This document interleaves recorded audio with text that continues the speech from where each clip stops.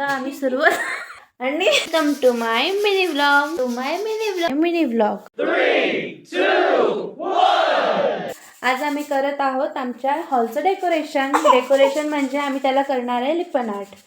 हे बघा आमची सुरुवात अशी झालेली आहे, दिसतंय का? या पद्धतीने आम्ही त्याला जरासं डिझाईन केलेलं आहे. हे आमचे आर्टिस्ट आहे. हाय कर. हाय.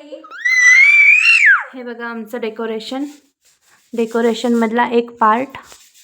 आता आमची सुरुवात इथेपर्यंत झाली आहे. त्याला नंतर कलर करायचा आहे, फिनिशिंग करायची आहे.